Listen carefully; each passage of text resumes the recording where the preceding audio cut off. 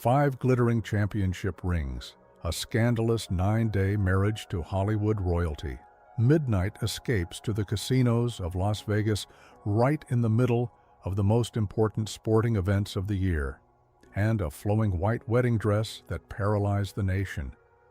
We all saw the neon hair, the tattoos, and the unpredictable antics of Dennis Rodman. The media eagerly sold us an entertaining clown, a reckless rebel who turned professional athletics into his own lucrative television circus. But they lied to you. That publicized spectacle was a meticulously crafted illusion. It was a heavy shield designed to hide a broken man who was frantically running from a terrifying reality. The cameras captured the multi-million-dollar contracts and the passionate romances with global pop icons, but they buried the agonizing truth echoing inside the locked dressing rooms. Today, the guarded secrets of the ultimate sporting freak are finally exposed. Forget the colorful tabloid headlines you thought you knew. The unspoken story behind the most controversial athlete in American history is far more tragic and darker than anything the league executives ever dared to show you. The neon lights of casinos and the roar of adoring fans were a lifetime away from the desolate streets of Dallas, Texas, where Dennis Rodman first tasted betrayal. Long before the international fame and the outrageous public persona, there was just a painfully shy, insecure boy. His world was shattered early on when his father vanished, leaving behind a staggering secret of 47 children scattered across the country. Left behind in an impoverished neighborhood, Dennis was surrounded by a crushing poverty that suffocated dreams of a better life. His mother, Shirley, worked multiple grueling jobs just to keep the lights on and put scraps of food on the table, leaving her drained and incapable of showing the affection her son craved. But the true psychological nightmare was unfolding inside his own home. In a cruel twist of irony, his 2 sisters were local basketball prodigies, tall, confident, and athletically gifted. They were the pride of the family, constantly bringing home trophies and newspaper clippings, while Dennis was forced to sit in the shadows on the sidelines. He was an awkward teenager who could not even make his high school basketball team. His own mother made no secret of her disappointment, a rejection that carved a deep emotional wound into his fragile psyche. Feeling useless and abandoned, a young Dennis found himself pushing a mop as a nighttime janitor at the Dallas-Fort Worth International Airport. It was a humiliating, dead-end existence. Night after night, he watched wealthy travelers walk past him, invisible and irrelevant. The weight of his reality almost pushed him over the edge when, in a cry for attention, he was caught taking expensive watches from an airport gift shop. He was spiraling out of control, flirting with a path that leads straight to a prison cell. The authorities were ready to lock him away, and society was ready to throw away the key. But just as the world was prepared to write him off, nature intervened with a bizarre twist of fate. In a single year, the awkward janitor experienced a massive physical growth spurt, shooting up nearly an entire foot in height. His bones ached, his clothes ripped, and suddenly, the boy who could not even touch the net was effortlessly soaring above the basketball rim. Yet the tragedy of Dennis Rodman was already planted. A powerful body means nothing if your mind is trapped in a cage of childhood trauma and endless fear. The sudden physical transformation gave Dennis an imposing new body, but his fragile mind was still anchored in the trauma and rejections of his past. He desperately needed a lifeline to escape his demons, and it miraculously arrived from the most unlikely place imaginable. A small college located in the quiet plains of Oklahoma offered him a rare scholarship to play basketball. But stepping onto that campus, Dennis was completely out of his element and terrified. He was significantly older than the typical freshman, struggled with the academic curriculum, and felt utterly alone as a tall, quiet outsider in a rural farming community. The pressure and culture shock were simply too much to bear. He was on the verge of packing his belongings and running away into the night, ready to retreat into the familiar shell of failure. But then, an unusual chapter unfolded that would forever alter the course of sports history. A local family, the Riches, living a quiet, conservative life, took notice of the lonely giant wandering their town. Against the strict social norms of that era, they brought Dennis into their own home. They had recently experienced a family tragedy, and in a strange twist of fate, their grieving young son formed an unbreakable bond with the lost basketball player. Under their modest roof, Dennis was no longer a freak or a monumental disappointment. He was just a young man who needed a warm meal and a father figure. This emotional anchor provided the foundation Dennis needed to unleash a terrifying dominance on the college basketball court. He began playing like a man possessed. He was grabbing every rebound with a manic energy, destroying any opponent who dared to step into his territory. He was putting up astronomical numbers that made professional scouts rub their eyes in disbelief. However, the Professional Basketball League is a ruthless, billion-dollar business. The elite scouts saw his undeniable talent, but they also saw a massive red flag that terrified them. By the time the professional draft rolled around, Dennis was 25 years old. In the sports world, 25 is an ancient age for a rookie. Worse yet, the rumors about his emotional instability, his awkward silence, and his unpredictable mood swings made him a financial and reputational risk. Almost every team in the league hesitated, terrified of bringing a volatile, ticking time bomb into their multi-million-dollar locker room. They wanted polished, well-spoken stars, not a traumatized janitor from the streets. But there was one team, a tough, gritty squad infamous across the nation for their brutal, physically punishing style of play. They thrived on danger, loved the outcasts, and were actively looking for a lethal weapon to terrorize their opponents. The stage was set for a collision that would shake the foundation of the sport forever. The year was 1986, and the Professional Basketball League was an unpredictable universe compared to the carefully controlled corporate television product you see glowing on your screens today. This was an intense era defined by unapologetic physical dominance, a time when stepping onto the hardwood floor felt less like a sporting event and more like entering an underground gladiator arena where only the most ruthless competitors managed to survive.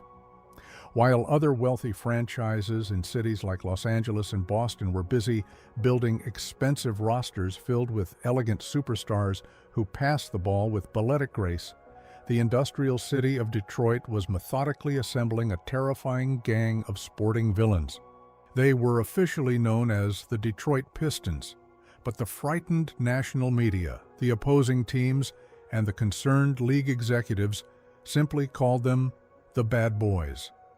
They were searching for a volatile weapon to complete their menacing puzzle.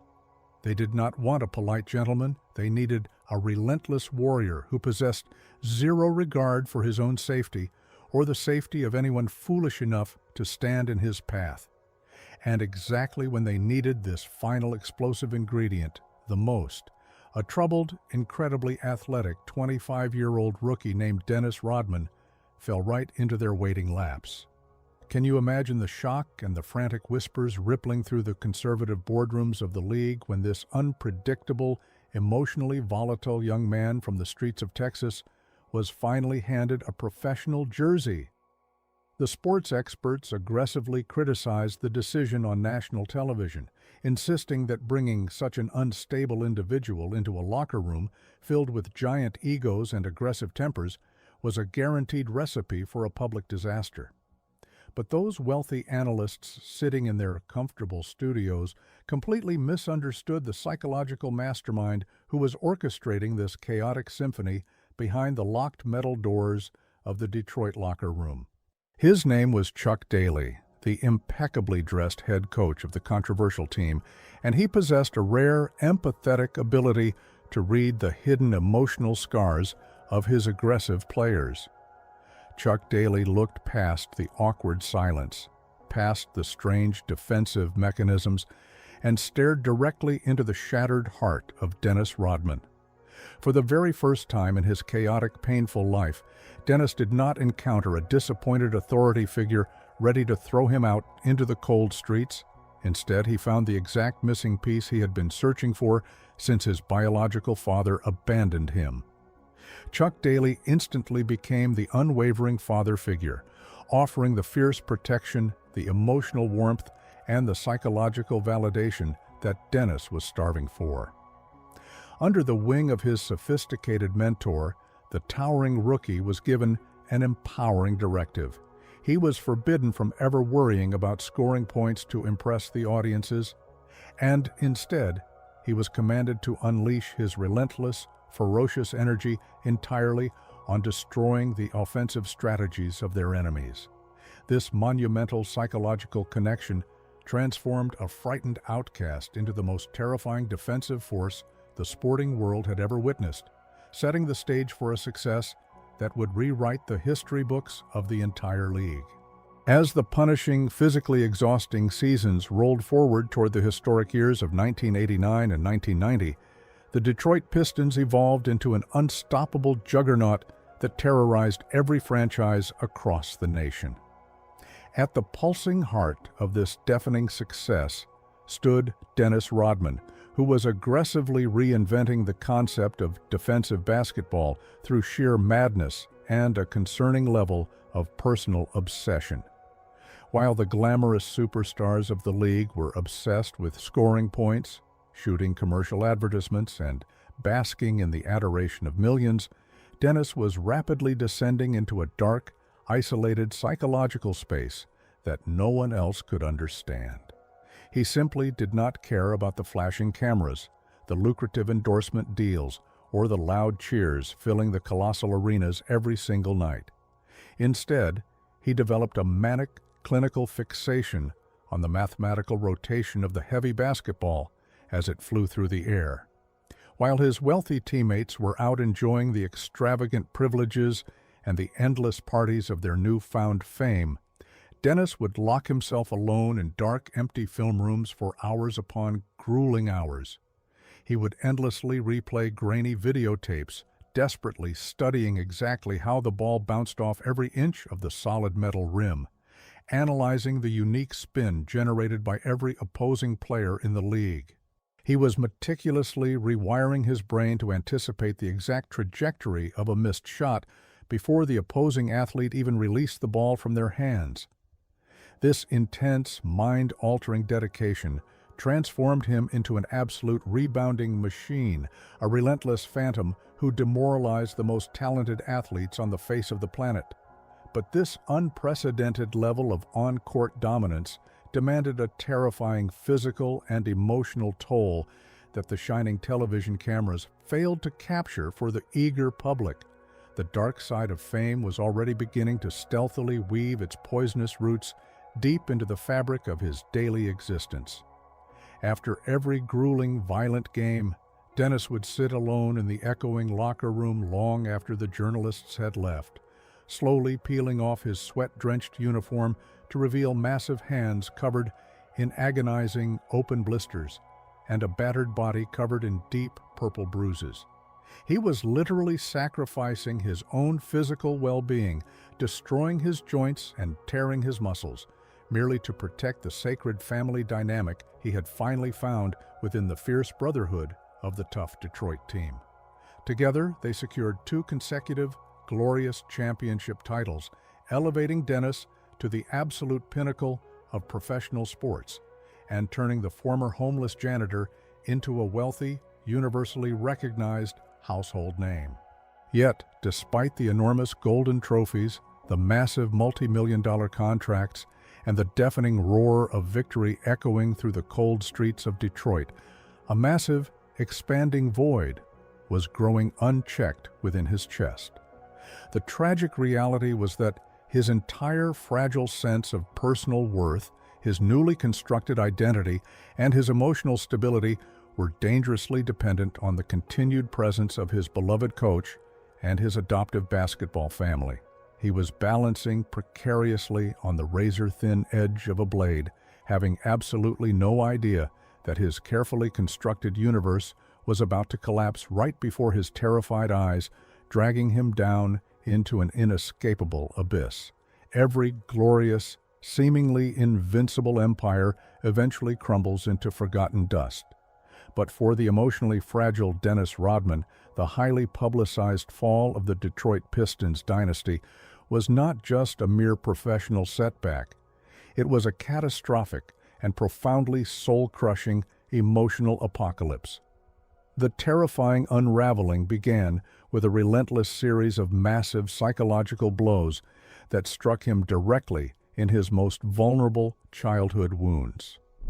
First, the tight-knit brotherhood of the aggressive team began to splinter and break apart, dismantled by aging bodies, endless injuries, and calculated corporate management decisions that prioritized profit over loyalty. But the ultimate betrayal, the fatal strike that irreparably shattered his heavily dependent sanity, occurred when his beloved mentor and surrogate father, Chuck Daly, suddenly announced his permanent departure from the organization. To make matters infinitely worse, at the exact same agonizing moment, his deeply troubled, toxic marriage completely fell apart in the public eye, resulting in a bitter legal separation that severely limited his ability to see his young daughter. Suddenly, without any warning, the protective fortress walls of his carefully constructed emotional sanctuary were ripped away, leaving him entirely alone and completely exposed to the terrifying mental shadows he had been desperately outrunning his entire life. This unbearable, suffocating accumulation of pure emotional agony ultimately led to a freezing, pitch-black February night in the fateful year of 1993. It was a terrifying night that remains one of the most chilling, heavily debated incidents in the modern history of professional sports. Following a rapid series of erratic, aggressive behaviors that deeply alarmed his remaining friends and teammates, the local authorities were dispatched to search the dark, empty parking lot of the Detroit Sporting Arena. What the trembling officers ultimately discovered, hidden inside the cold steel cabin of his parked pickup truck, sent shockwaves of terror through the national sporting community. There, entirely engulfed in the freezing shadows, sat a broken, sobbing Dennis Rodman, firmly clutching a massive loaded firearm in his trembling hands. The suffocating tension hanging in the night air was unbearable, as the world held its collective breath, genuinely believing that the legendary athlete was about to make a tragic, irreversible choice and end it all, right there on the cold asphalt.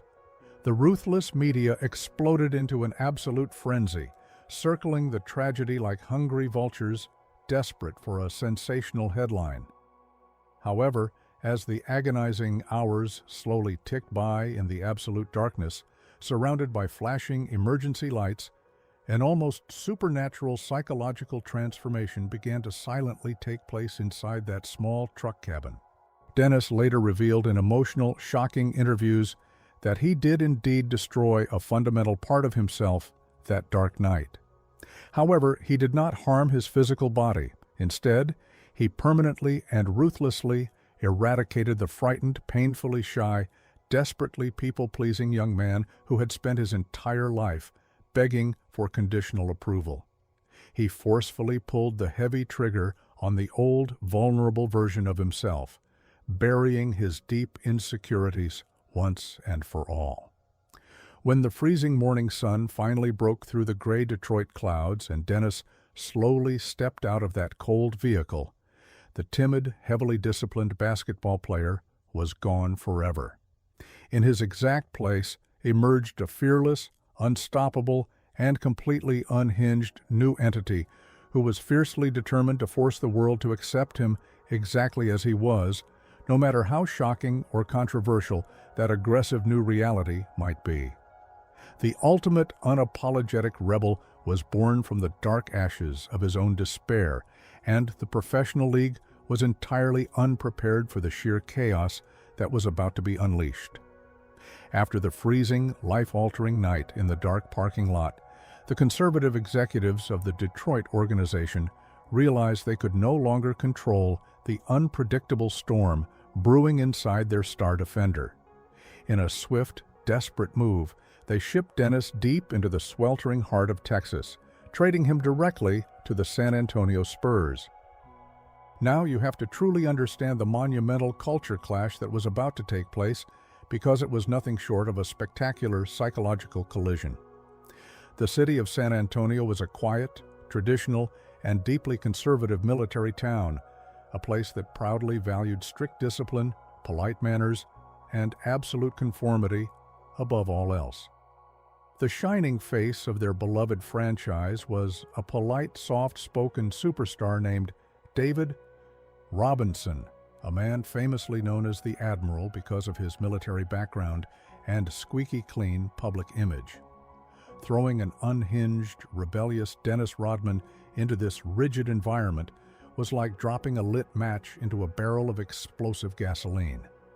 The conservative executives believed they could tame the unpredictable beast, but they had no idea that the quiet, obedient version of Dennis was permanently gone. The first time he stepped onto the hardwood floor in his new uniform, a collective gasp of disbelief rippled through the packed arena. His natural hair was gone, replaced by a shocking shade of blonde, which he would continuously change to red, green, and pink. But the colored hair was just the beginning of the psychological warfare. Slowly, his athletic body became a sprawling canvas of dark tattoos and metallic piercings. This was not merely a random fashion statement or a superficial cry for attention. This was a deliberate suit of psychological armor. Dennis was broadcasting an intimidating message to the traditional sporting universe. He would never conform to their polite expectations again. Behind closed doors, the tension inside the scrutinized locker room was unbearable. Dennis ignored the complicated plays drawn up by the frustrated coaching staff. While the disciplined players gathered in focused huddles during timeouts, Dennis would intentionally wander away, sitting on the cold floor, refusing to look at his teammates. He openly clashed with the Admiral, rejecting the traditional leadership and mocking the strict rules of the organization. The conservative Texas fans were terrified and outraged, demanding that management immediately get rid of this tattooed rebel who was destroying the respectful reputation of their traditional team. But the undeniable tragedy for the executives was that, despite the neon hair and deliberate insubordination, Dennis Rodman was still a terrifying genius on the basketball court. He was pulling down unbelievable numbers that kept the disjointed team winning, creating a toxic and unprecedented paradox that pushed the entire organization toward the brink of madness. As the chaos of his Texas rebellion dominated the national sports headlines, an entirely new element entered his turbulent life, forever changing his trajectory from a controversial sports figure into a global cultural phenomenon. Just when the rigid sporting world thought the tattooed rebel could not possibly become more uncontrollable, he collided head-on with the reigning monarch of the international entertainment industry. We are talking about the queen of pop music herself, the legendary Madonna. This was not just a fleeting Hollywood romance, it was a passionate collision of two unstoppable cultural forces that captivated the attention of the planet. The relentless paparazzi swarmed them, flashing camera lights every time they stepped out of a luxury hotel, creating an unprecedented media circus that dwarfed anything the Professional Basketball League had ever experienced. The conservative sports journalists were paralyzed with shock, unable to comprehend how a rough, scarred defensive player from the streets of Dallas had miraculously managed to captivate the most famous and powerful woman on earth. But this scrutinized relationship was about far more than glamorous celebrity parties and provocative tabloid headlines. Behind the mahogany doors of their private penthouses, a profound psychological exchange was taking place in complete secrecy. Madonna, a brilliant mastermind of public manipulation, looked past the chaotic exterior of Dennis Rodman and instantly recognized a kindred misunderstood spirit. She rapidly became his mentor in the lucrative art of global fame. It was Madonna who fiercely encouraged him to stop apologizing for his differences and to stop trying to fit into the restrictive mold that the league executives desperately wanted to force upon him. She taught him the dangerous secret of the entertainment industry. Do not hide your flaws, weaponize them, and make the world pay a fortune simply to watch you break every established rule. The wild rumors surrounding their private life together were legendary, fueling scandalous conversations across the nation, with reports of spontaneous midnight flights and intense emotional outbursts. While the traditional sports establishment watched in horror as their family-friendly league was turned into a tabloid spectacle, Dennis Rodman was actively absorbing the most valuable lesson of his turbulent life, finally realizing that his greatest weapon was not his athletic ability, but his unapologetic and fearless individuality. However, the intoxicating spotlight of global fame and the passionate celebrity romance could not permanently mask the deteriorating, toxic situation brewing on the professional basketball court. By the fateful spring of 1995, the fragile relationship between Dennis Rodman and the conservative management of the San Antonio Spurs had reached a catastrophic breaking point. The undeniable explosion occurred during the high-stakes, stressful atmosphere of the most important playoff matches of the season. The roaring crowds were on their feet, the television lights were shining directly on the polished court, and the pressure to succeed was immense.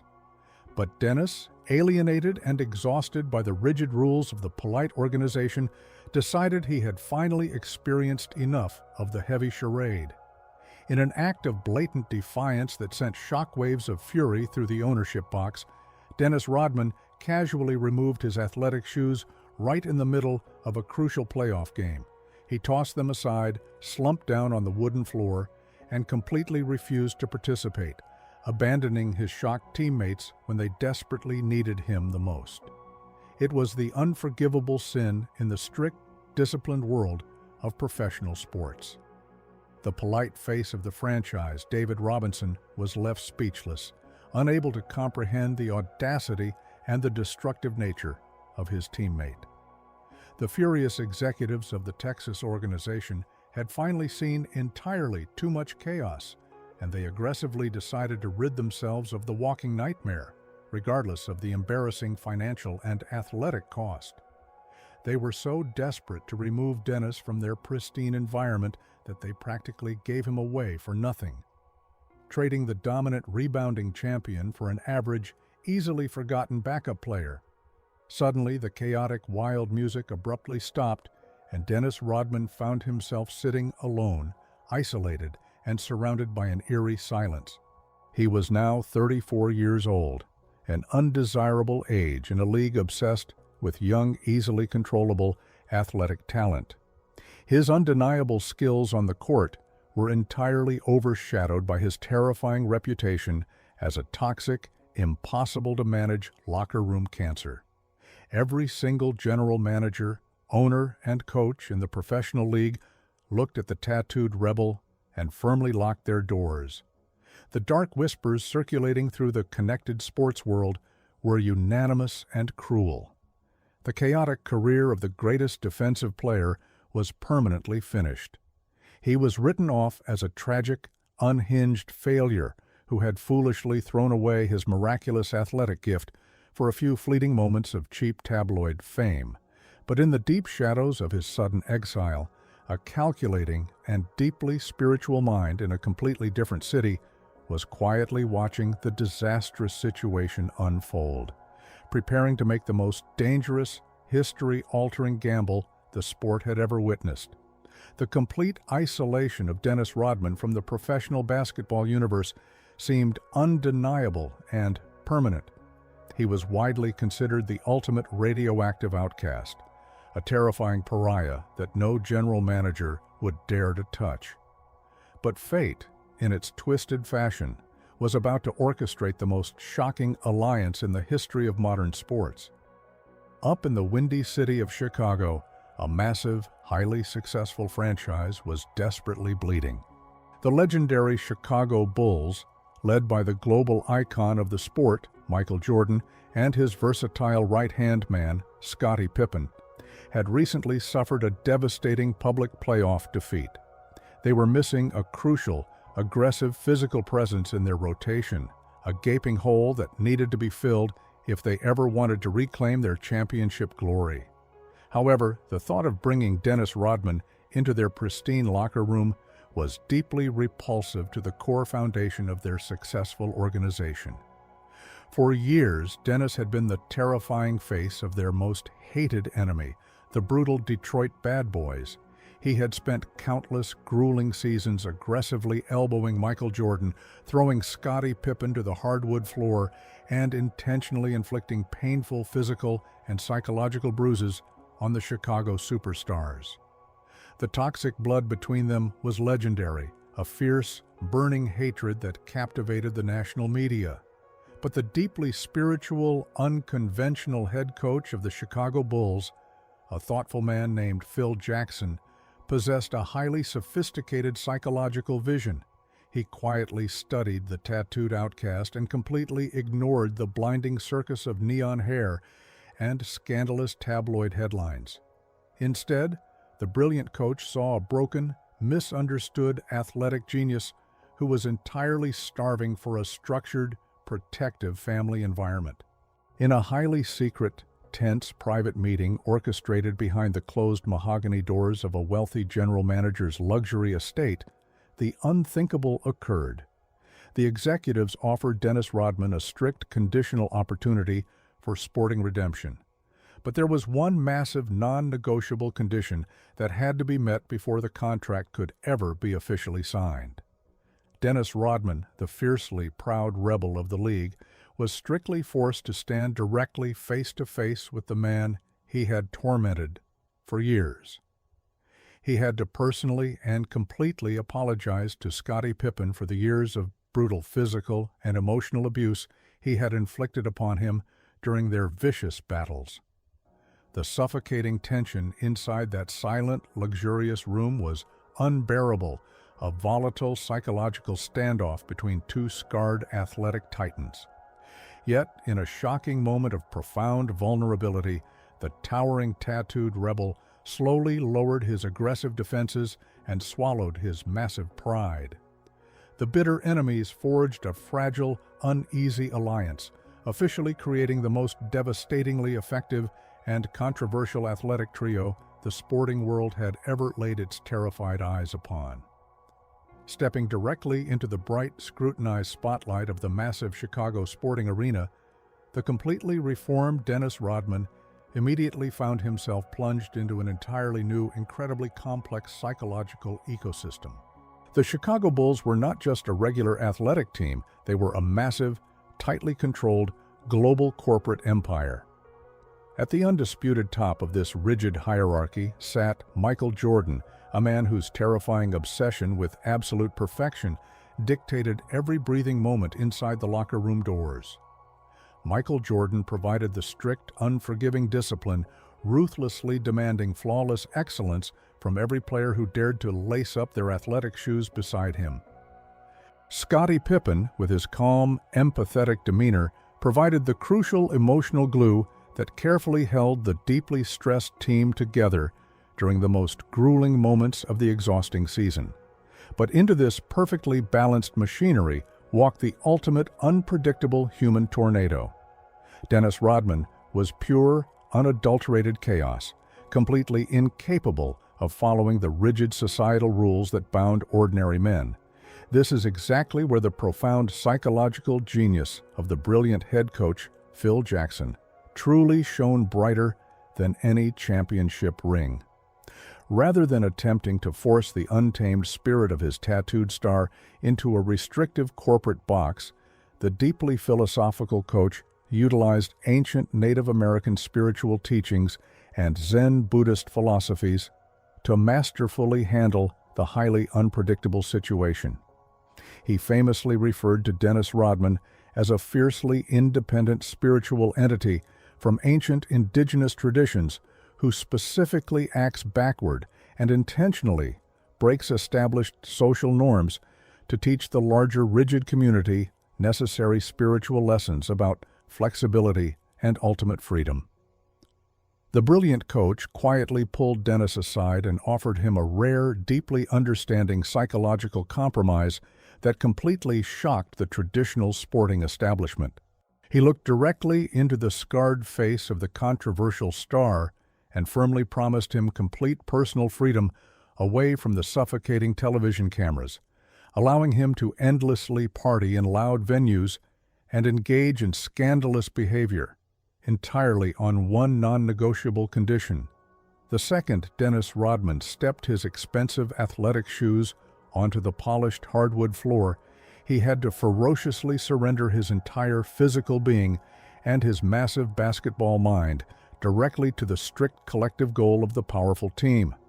This fragile, profound mutual understanding completely unlocked a historically unprecedented level of physical dominance on the competitive court. Despite his concerning nocturnal adventures and his chaotic personal lifestyle, Dennis Rodman seamlessly transformed into the ultimate, fiercely loyal warrior for his two superstar teammates. Together, this bizarre, dysfunctional athletic family completely shattered every single conceivable record, marching toward an astonishing historic season of 72 total victories, leaving the exhausted professional league violently choking on their rapidly fading dust. While the historic athletic success of the Chicago dynasty dominated the front pages of sports publications across the globe, a separate, more lucrative cultural phenomenon was exploding just beneath the surface. Dennis Rodman, the once shy nighttime janitor from the forgotten streets of Texas, had mastered the profitable art of public outrage. By the year 1996, he was no longer merely a decorated professional athlete. He had transformed himself into a controversial, unstoppable global brand of rebellion.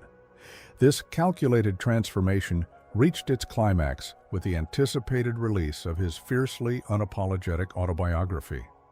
The book bypassed the sanitized cliches typical of standard athletic memoirs, diving headfirst into sensitive personal topics that paralyzed the traditional audiences of the 1990s. But the stroke of marketing genius did not merely reside within the printed pages of the best-selling hardcover book. It manifested itself during the surreal televised promotional book tour that followed. In a deliberate public statement that shattered traditional gender norms and broke the global television news cycle, Dennis declared to thousands of bewildered journalists that he was finally ready to legally marry the only intelligent, perfect woman who could possibly understand his complicated soul, himself. On a surreal afternoon in an overcrowded bookstore in the center of a major American city, the tattooed professional basketball champion stepped out of a limousine wearing a flowing white bridal gown. He was fully adorned with a lace veil, heavy theatrical makeup, and a bouquet of flowers held tightly in his scarred hands. The magnitude of the cultural shockwave was deafening. The conservative factions of the American public were genuinely outraged, demanding that the powerful league immediately step in and punish the rebel for mocking the sacred traditions of marriage and decent society. But the cynical truth hidden beneath the flowing white lace was that Dennis Rodman was actively laughing his way to the vaults of his private bank. He had brilliantly cracked the secretive code of the modern entertainment complex, proving to the fascinated world that vocal public hatred, uncontrollable outrage, and profound confusion were the exact ingredients needed to print millions of dollars. The dazzling spotlight of international stardom and the success on the hardwood floors could only mask the agonizing psychological pain for a limited period of time. As the grueling seasons wore on, the publicized persona of the sporting rebel began to consume the fragile man hiding underneath the heavy layers of theatrical makeup and tattoos. This was the inescapable dark side of fame. Dennis Rodman had transformed himself into a lucrative entertainment commodity, a living spectacle that millions of eager viewers tuned in to watch every week. But the immense pressure of constantly maintaining that unpredictable entertainment was slowly destroying his fractured nervous system. He was no longer just a defensive specialist. He was expected to be an untamed circus attraction every time he stepped out into the glaring public arena. The heavy burden of these impossible expectations began to manifest in sudden aggressive outbursts that paralyzed the conservative sporting establishment. The undeniable breaking point, a shocking moment that crystallized his severe psychological unraveling, occurred during a freezing winter evening in January 1997. The powerful Chicago team was playing a fiercely competitive away game against a motivated opponent in Minneapolis. The physical atmosphere inside the massive arena was suffocating, and Dennis was relentlessly battling for position underneath the heavy metal rim. In a sudden sequence of events, he tripped over a tightly packed group of professional sports photographers who were crowding the narrow boundaries of the wooden court. As he fell heavily to the floor, the cold lenses of their expensive cameras were shoved directly into his personal space, constantly flashing intrusive lights. In that volatile, split-second moment, the suffocating pressure of his chaotic existence boiled over. In an unprovoked act of pure frustration, Dennis kicked a prominent cameraman named Eugene Amos directly in the lower body.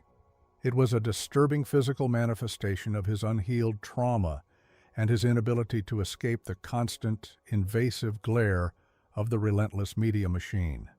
The immediate fallout from this violent action was catastrophic. The conservative executives of the Professional Basketball League were furious, determined to severely punish the rebel for tarnishing the family-friendly reputation of their lucrative corporate product. Dennis was swiftly handed an unprecedented suspension of 11 consecutive games without pay, a devastating financial penalty that ultimately cost him well over $1 million in lost salary alone. Furthermore, he was legally forced to pay a massive out-of-court financial settlement of exactly $200,000 to the injured cameraman just to avoid a devastating public civil trial. The respected sports commentators loudly condemned his violent actions on major television networks, painting him as an unhinged menace to society. Yet, lost in the deafening roar of public outrage and the blinding flash of tabloid photography, was the tragic reality of his severe, deteriorating psychological condition. Dennis was trapped in a destructive downward spiral, using physical confrontation as his only available pressure valve to temporarily relieve the crushing weight of his toxic celebrity status. The ultimate truth was that he desperately needed professional help, but the highly entertained world was far too busy consuming his misery to offer a genuine, compassionate hand. As the heavy darkness of his internal struggles continued to multiply, Dennis frantically searched for an overwhelming distraction to briefly numb the agonizing pain echoing inside his mind. In the glamorous, chaotic world of late 1990s Hollywood entertainment, he made a fateful choice that would accelerate his descent into madness. He collided with a famous, vulnerable television actress named Carmen Electra. At that specific moment in time, Carmen was a prominent star of a popular coastal rescue television drama, surrounded by glamour and immense wealth.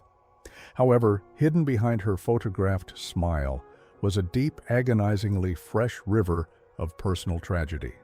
She was completely devastated, mourning the closely timed losses of both her beloved mother and her older sister. She was a grieving soul searching for a chaotic escape from her own reality. And in the tattooed professional basketball star, she instantly found the perfect co-pilot for a reckless, emotional collision. Their intense, highly publicized romance was not a gentle, healing partnership. It was a passionately volatile explosion of two traumatized individuals clinging to one another while ignoring the rapidly approaching cliff. They actively avoided the disciplined, structured corporate lives that their professional handlers desperately tried to force upon them. Instead, they sought dark refuge in the deepest corners of exclusive nightclubs, surrounding themselves with loud music, terrible influences, and a nocturnal lifestyle. Dennis blatantly abandoned any remaining semblance of his necessary athletic regimen. The stressed management of the powerful Chicago organization watched in horror as their crucial defensive anchor suffered from dangerous dependencies, frequently showing up to mandatory events exhausted after sleepless nights, consuming intoxicating beverages and forbidden substances. They were living entirely on the razor-thin edge of a devastating emotional catastrophe, fueling each other's most destructive impulses under the blinding glare of the international paparazzi. The most shocking manifestation of their untamed obsession violently breached the sacred inner sanctum of the professional basketball team itself. The Chicago training facility was strictly considered a restricted environment, dedicated to grueling physical labor, strategic focus, and the relentless pursuit of athletic perfection. However, Dennis, intoxicated by his wild romance and disregarding the heavy rules of his coach, secretly smuggled Carmen directly into the massive practice facility during the quiet hours of the night. It was an act of staggering defiance, a symbolic statement that he considered himself entirely above the established laws of the sporting universe. This hidden behavior eventually leaked to the furious sporting press, and the secret is revealed. Dennis was willing to sacrifice his historic athletic legacy merely to briefly sustain the toxic, artificial high of a troubled Hollywood romance. The chaotic trajectory of this Hollywood romance reached its terrifying pinnacle during a confusing, controversial weekend in the neon-lit desert oasis of Las Vegas. By the late autumn of 1998, the volatile relationship had bypassed standard logic, devolving into an exhausted marathon of wild parties, emotional instability, and severely impaired judgment. Following another long night of avoiding sleep and aggressively consuming intoxicating beverages, the deeply troubled couple made a spontaneous, disastrous legal decision that shocked the global entertainment industry. In a frantic rush, completely devoid of rational, sober thought or basic logical reasoning, they desperately directed their tinted limousine straight toward a small, generic wedding chapel situated directly on the bustling desert boulevard. At exactly 7 in the morning, under the cheap fluorescent lights of the small room, dressed in casual, disheveled morning attire, Dennis Rodman and Carmen Electra officially bound themselves together in matrimony. The bizarre, rushed ceremony was completely devoid of any actual romantic sincerity. It was merely the desperate ultimate climax of a toxic, out-of-control weekend bender. However, the paralyzing shockwaves generated by this spontaneous morning decision were immediate and profoundly devastating. When the blinding morning sun finally rose higher into the clear desert sky and the heavy, intoxicating fog began to lift from his exhausted mind, the terrifying reality of his massive mistake crashed down upon Dennis with the crushing weight of a falling concrete building. His loyal, stressed professional sports agent was completely horrified by the legal and financial disaster that had just unfolded while he was entirely asleep. The frantic damage control operation was launched immediately, lacking any subtle grace or basic polite manners. The furious sports agent rapidly issued a harsh public legal statement questioning the basic mental competence and the impaired sobriety of the professional athlete during the early morning ceremony. He aggressively declared that his valuable client was suffering from concerning external influences and was undeniable, incapable of making a coherent, legally binding adult decision. The expensive legal paperwork to annul the disastrous union was filed a mere 9 days after the chaotic vows were originally spoken in the quiet chapel. The ruthless yellow press went completely wild, loudly feasting on the pathetic wreckage of the shortest, most disastrous celebrity marriage in modern history. The publicized spectacle perfectly summarized the terrifying chaos of his unmanageable existence, firmly proving to the fascinated world that behind the neon hair and the loud bravado, he was a broken man, incapable of holding on to anything genuinely real. The unimaginable peak of the terrifying psychological roller coaster that defined the legendary career of Dennis Rodman violently arrived during the high-stakes, pressurized spring of 1998. The powerful Chicago organization was exhaustingly pursuing their third consecutive championship title, engaging in a fiercely brutal final series against a deeply motivated opponent from Utah. The physical toll on the aging athletes was immense, but the crushing mental pressure was undeniably worse. Every camera flash, every whispered rumor, and every highly critical sports column added to a toxic, scrutinized environment that was slowly crushing the fragile spirit of the fiercely rebellious defensive anchor. In a staggering act of pure madness that permanently paralyzed the professional sporting community and left the television broadcasters speechless, Dennis casually approached his philosophical head coach and desperately requested a spontaneous, unprecedented, mid-series vacation. He looked directly into the calm eyes of Phil Jackson and seriously demanded exactly 48 hours of complete freedom in the neon-illuminated desert oasis of Las Vegas, right in the absolute critical middle of the most important sporting event of the entire year. The wealthy team executives were horrified, fiercely demanding that the coach severely punish the tattooed rebel for daring to suggest such an insulting concept. However, Phil Jackson, understanding the terrifying psychological limits of his volatile defensive weapon, miraculously granted the unprecedented request. The absolute second the permission was given, Dennis Rodman vanished from the highly disciplined world of professional basketball. He plunged headfirst into an unrestrained marathon of wild, expensive parties, entirely surrounded by an enabling entourage and rivers of intoxicating beverages. The promised 48 hours rapidly ticked away, completely ignored by a man who was desperately trying to numb the terrifying pressure of his massive celebrity status. The disciplined team was left entirely stranded, nervously watching the massive clock as the season-defining game approached, with their highly valuable defensive star missing in action. The legendary resolution to this unprecedented crisis remains one of the most whispered about cinematic moments in the entire history of modern athletics.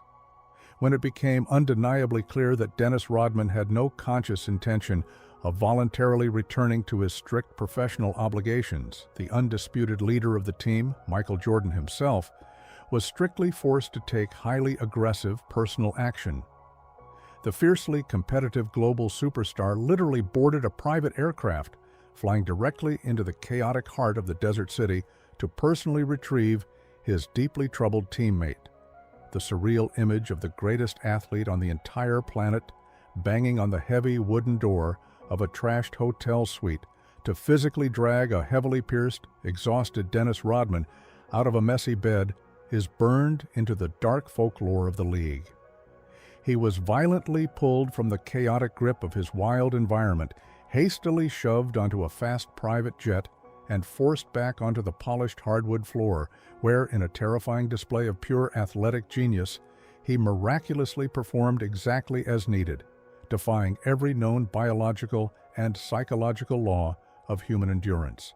However, the deeply scandalous escape to the glowing desert was not the final shocking act of public defiance that Dennis Rodman would aggressively unleash upon the exhausted professional sporting establishment during that historic playoff run.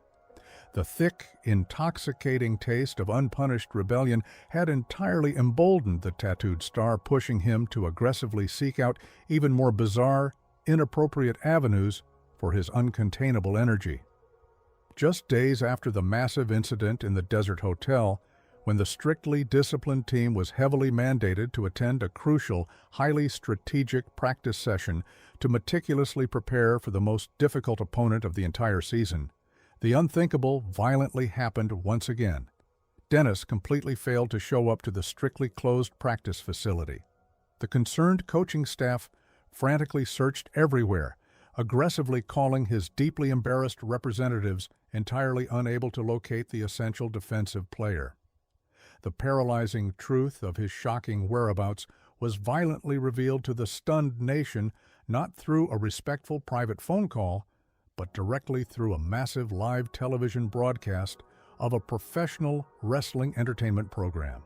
While his exhausted teammates were heavily sweating on the focused practice court, aggressively analyzing complex defensive strategies, Dennis Rodman was actively strutting down the brightly lit ramp of a massive sold-out sporting arena surrounded by roaring crowds, loud rock music, and dangerous pyrotechnic explosions.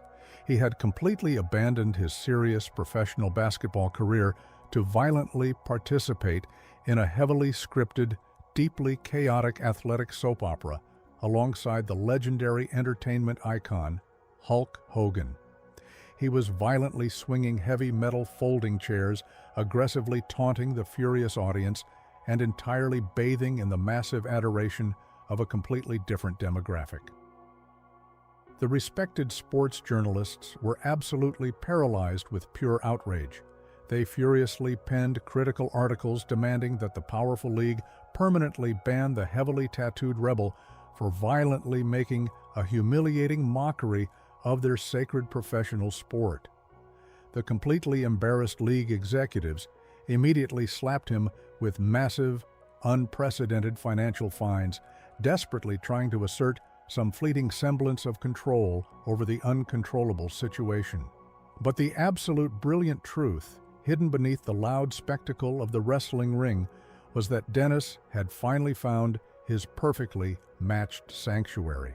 In the wildly unpredictable, entirely scripted world of professional wrestling entertainment, the completely designated villain is passionately celebrated, actively encouraged to break every established rule, and loudly rewarded for being a highly disruptive menace. He did not have to pretend to be a polite gentleman. He was finally completely allowed to be exactly the wild, scarred monster that the entire world already accused him of being.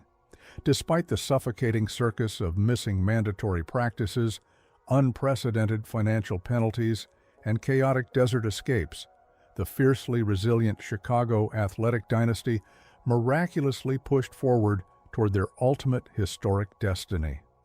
They relentlessly battled through the most grueling final games of the entire season, entirely relying on their incredible competitive spirit and the unquestionable brilliance of their three complicated superstars. When the final buzzer violently echoed through the massive packed arena, signaling their historic third consecutive championship victory, an incredibly heavy wave of profound emotion completely washed over the exhausted team. Dennis Rodman had officially secured the fifth massive championship ring of his controversial career, firmly cementing his undeniable status as one of the greatest defensive athletes to ever step onto a polished hardwood floor. Yet, exactly underneath the falling confetti, the expensive celebratory champagne, and the blinding flashes of victorious cameras, a profoundly tragic reality was slowly settling into the burdened mind of the tattooed champion. The calculating corporate management of the highly successful franchise had secretly decided that the expensive, deeply exhausting circus simply had to be dismantled. They aggressively refused to offer new lucrative contracts to the deeply beloved philosophical head coach, violently forcing Phil Jackson out the heavy secure doors of the organization. The absolute undisputed leader, Michael Jordan, entirely disgusted by the cold corporate betrayal, immediately announced his shocking retirement from the professional sport. In the blink of an incredibly rapid eye, the entire protective ecosystem that had miraculously kept the volatile Dennis Rodman entirely functioning and safely grounded was violently vaporized into thin air. He was suddenly left completely alone, entirely standing in the cold, echoing ruins of the greatest sporting dynasty in modern history, completely without his strict demanding enforcer and completely lacking his deeply empathetic guide. This monumental organizational collapse was absolutely not just a simple professional transition for a veteran athlete. It was the complete destruction of the only stable, highly protective family structure he had ever truly known in his entire adult life. The massive internal shadows and the severe, unresolved psychological traumas that he had desperately held at bay through the intense discipline of the championship pursuits completely rushed back in to fill the massive, suffocating void. The highly unpredictable rebel was suddenly entirely without a cause, completely lacking a clear, strictly defined purpose and utterly devoid of the massive protective boundaries that had kept him from completely destroying himself. The highly observant sporting world watched in terrified silence, deeply knowing that without the strict guidance of the Chicago organization, the heavily tattooed star was undeniably standing on the dangerous precipice of a massive, uncontrollable personal freefall. The complete collapse of the legendary Chicago basketball dynasty violently severed the final fragile tether that kept Dennis Rodman remotely connected to the disciplined reality of professional sports. Without the fiercely protective guidance of his beloved coach and the terrifying competitive demands of his legendary teammates, the tattooed rebel was cast adrift into a highly dangerous ocean of complete, unadulterated freedom. The professional league, however, was not quite ready to permanently close the lucrative door on his massive, controversial celebrity status. In the chaotic early months of the year 1999, an incredibly wealthy, glamorous franchise situated directly under the blinding lights of Los Angeles decided to take an incredibly risky gamble. The Los Angeles Lakers, a team built on spectacular theatricality and massive towering superstars, desperately needed a fierce defensive enforcer to protect their two young, incredibly talented franchise cornerstones, Shaquille O'Neal and Kobe Bryant. On paper, it seemed like an absolutely perfect Hollywood marriage, but in suffocating reality, it rapidly devolving into a disastrous, deeply humiliating nightmare that violently shook the incredibly proud organization to its very core. From the absolute very first moment Dennis Rodman casually strolled into the highly focused Los Angeles locker room, the massive cultural clash was undeniable. The intensely focused young star, Kobe Bryant, possessed a terrifying, almost robotic obsession with absolute athletic perfection, a mindset completely incompatible with a man who actively treated professional basketball as a minor, inconvenient interruption to his chaotic nocturnal lifestyle. Dennis blatantly refused to learn the highly complex offensive strategies mandated by the frustrated coaching staff. He completely intentionally ignored mandatory team meetings, casually arriving to the incredibly expensive practice facility hours late, entirely smelling of stale, intoxicating beverages and completely exhausted from long, scandalous nights spent in the most exclusive adult entertainment venues of the glamorous city. He was physically present, wearing the iconic purple and gold uniform, but his deeply fractured mind was millions of miles away, entirely lost in a toxic fog of wild parties and highly destructive personal choices. The wealthy Los Angeles management rapidly realized that they had foolishly invited an untamed, destructive hurricane directly into their pristine corporate house. After an incredibly brief stint of exactly 23 games, the deeply embarrassed Lakers organization aggressively terminated his highly lucrative contract, unceremoniously throwing him back out into the cold, sporting wilderness. Yet, incredibly, the unbelievable, deeply chaotic professional saga of Dennis Rodman possessed one final bizarre chapter. In the early months of the year 2000, a highly eccentric, incredibly wealthy new owner in his childhood hometown of Dallas decided to orchestrate a massive publicized homecoming. The Dallas Mavericks aggressively signed the aging, deeply out-of-shape rebel, offering him an unprecedented, unusual living arrangement inside the massive guest house of the billionaire owner himself. But the absolute tragic reality was undeniably clear to everyone watching.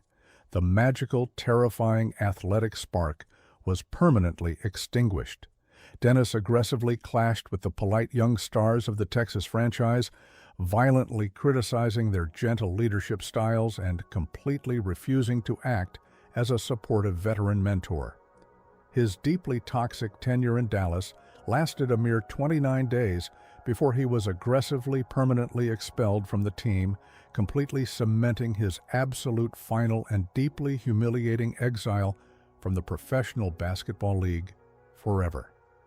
When the blinding television lights of the professional basketball arenas finally permanently went entirely dark, a deeply terrifying, suffocating silence descended upon the highly chaotic life of Dennis Rodman. For a man who had absolutely constructed his entire fragile identity around the roaring adoration and the fierce hatred of millions of screaming fans, the sudden complete absence of that massive, intoxicating external stimulation was completely devastating. He had absolutely no remaining structure, entirely zero daily discipline, and a terrifyingly empty calendar stretching out before him like a massive, barren desert. In a desperate, frantic attempt to permanently maintain his fading grip on the global cultural spotlight, Dennis violently plunged headfirst into the deeply humiliating and highly exploitative world of low-budget reality television and constant tabloid controversies. He completely aggressively stripped away any remaining tiny shreds of his personal dignity, willingly participating in highly embarrassing public spectacles simply to feel the fleeting, intoxicating rush of millions of people temporarily looking in his direction once again. However, the absolute most terrifying consequence of his untamed post-athletic lifestyle was the complete vaporization of his massive, highly lucrative financial empire. Despite having successfully earned tens of millions of dollars during his dominant, celebrated athletic career, his utter lack of basic financial discipline and his deeply toxic, expensive habits pushed him directly to the absolute brink of total ruin. He was aggressively pursued by highly motivated legal authorities for massive unpaid child support obligations, facing terrifying, serious threats of extended incarceration. The tragic publicized court documents completely revealed a broken, exhausted man who was heavily relying on the absolute erratic generosity of his incredibly stressed managers just to afford basic daily living expenses.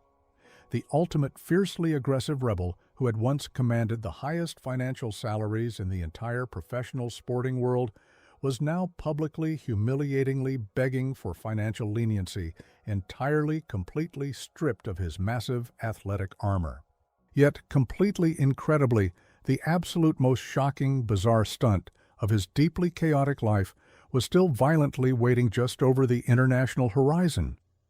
In a completely desperate, surreal bid for massive global attention, Dennis Rodman actively orchestrated an absolutely unprecedented journey to one of the most heavily sanctioned, isolated, and fiercely authoritarian nations on the face of the entire planet, North Korea.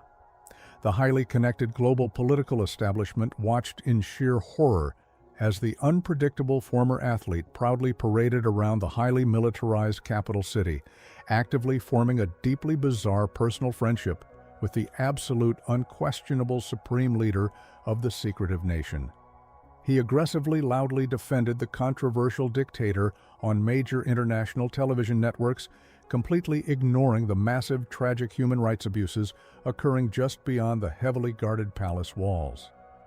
It was the absolute ultimate manifestation of his deeply rooted, unyielding desire to violently shock the conservative establishment, entirely proving that his terrifying, highly destructive need for massive public attention completely, undeniably possessed absolutely zero rational, moral, or geographical boundaries. To truly comprehend the terrifying, massive psychological whirlwind that permanently engulfed the entire existence of Dennis Rodman, we must aggressively, fiercely peel back the thick, colorful layers of his highly calculated public persona. The highly respected sports psychologists and the observant former teammates who managed to briefly peek behind the bright curtain universally agreed on one profoundly tragic psychological truth. The massive, heavily tattooed monster who completely terrorized the Professional Basketball League was entirely an artificial defensive creation. Deep beneath the aggressive facial piercings, the shockingly neon hair colors, and the highly scandalous wedding dresses, remained the exact same frightened, completely insecure young boy who had been casually discarded by his own father and heavily rejected by his fiercely disappointed mother in the unforgiving streets of Texas.